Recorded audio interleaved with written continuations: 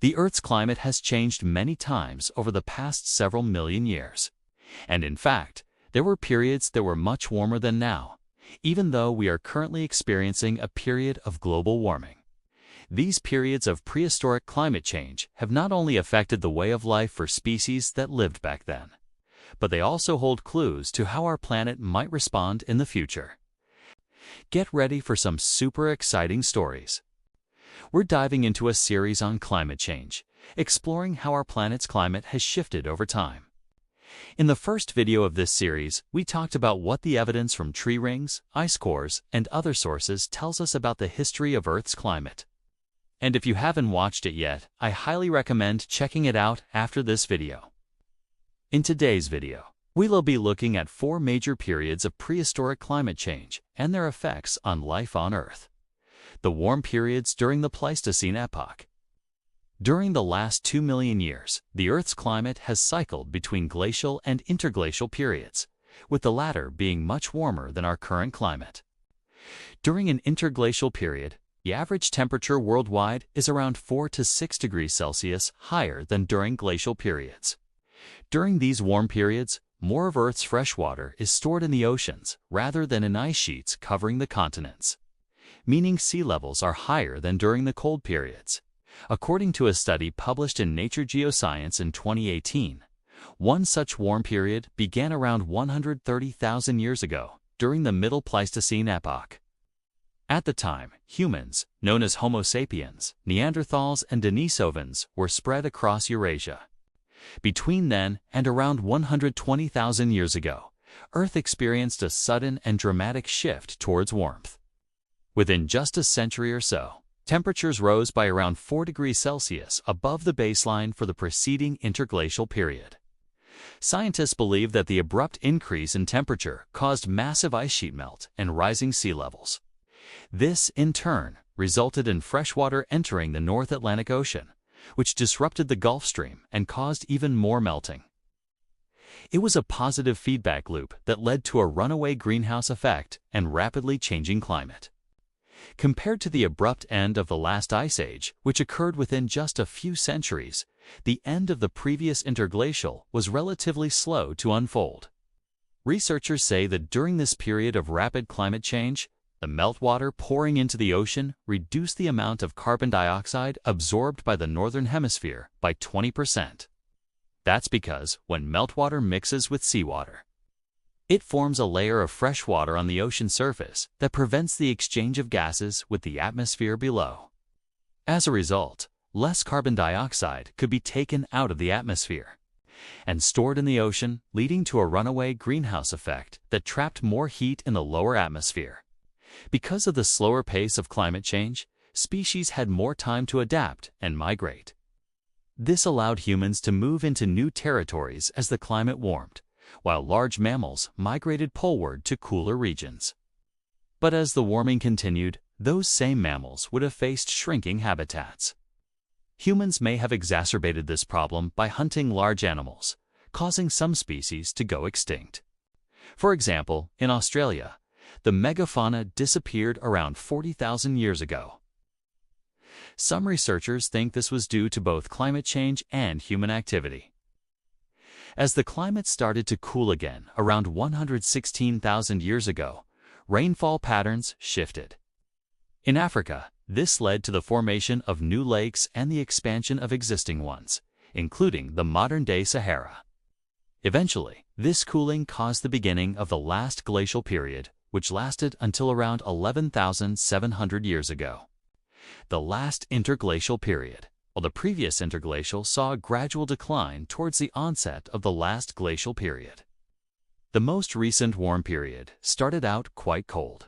Approximately 130,000 years ago, ice sheets covered parts of Europe, North America, and Greenland. But as temperatures began to rise around 15,000 years ago, the ice sheets shrank dramatically.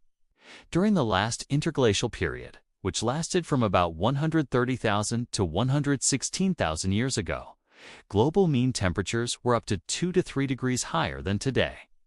Rising temperatures led to rising sea levels, which were approximately 6 to 7 meters higher than today, Not only did this inundate modern-day Florida and the low-lying regions of Bangladesh and the Maldives, but it also flooded river valleys across the northern hemisphere. These floods may have had an impact on the course of human history. For example, rising sea levels could have cut off the land bridge connecting Siberia and North America and forced humans and large animals to migrate southwards. Other research suggests that the rising sea levels may have drowned coastal forests, which led to a decrease in carbon storage on land and possibly contributed to a positive feedback loop that led to further warming. Humans were not alone in adapting to the changing climate. During the last interglacial period, plants migrated to higher altitudes. In Europe, the warmer climate also allowed species typically found in milder climates further north. In Siberia, a palm tree that today is only found in China grew as far north as 55 degrees latitude. Meanwhile, in Alaska, a shrub now restricted to central Mexico grew near the Arctic Circle. The sudden shift towards colder temperatures around 11,700 years ago caused the glaciers to advance once again, which in turn lowered sea levels. The glaciers reached their maximum extent around 18,000 years ago.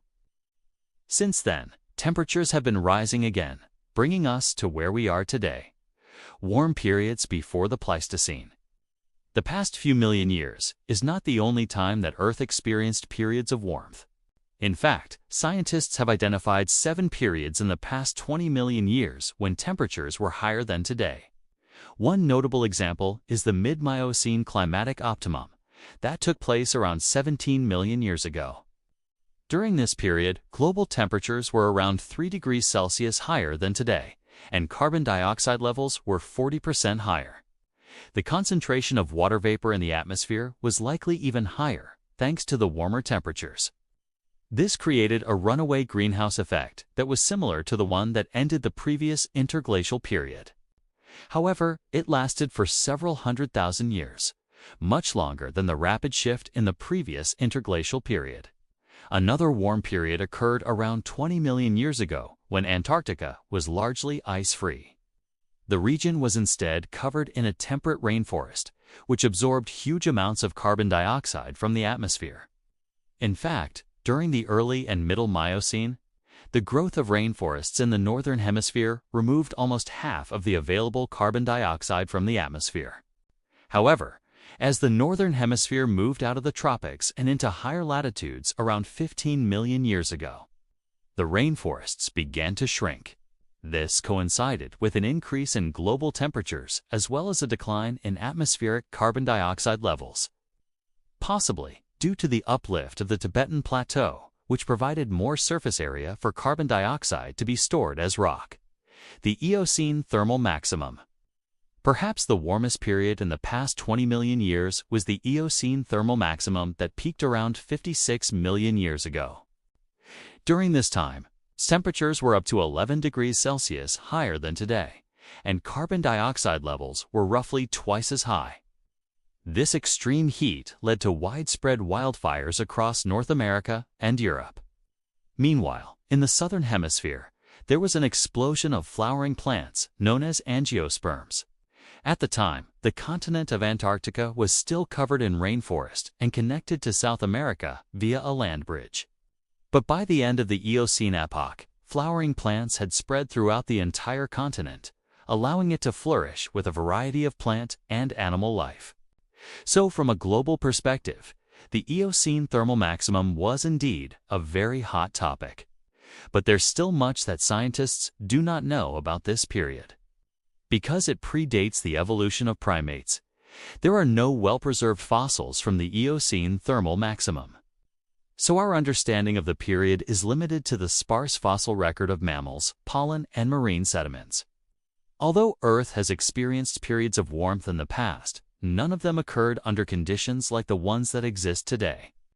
For example, humans have not only increased the atmospheric carbon dioxide concentration from 280 parts per million to over 415 parts per million today, but we have also altered the composition of the atmosphere by introducing pollutants such as water vapor and nitrous oxide. Additionally, we are continuing to burn fossil fuels and release greenhouse gases into the atmosphere, unlike any other species that has come before us. All of this means that while the past can provide clues about the future of climate change, it cannot tell us exactly what will happen. Understanding past changes in climate not only helps us better predict what might happen in the future, but it also gives us a better idea of how the world might respond. By learning from the past, we can work towards mitigating the worst effects of climate change and protecting the delicate balance of our planet. So what do you think? Were you surprised by what you learned in this video?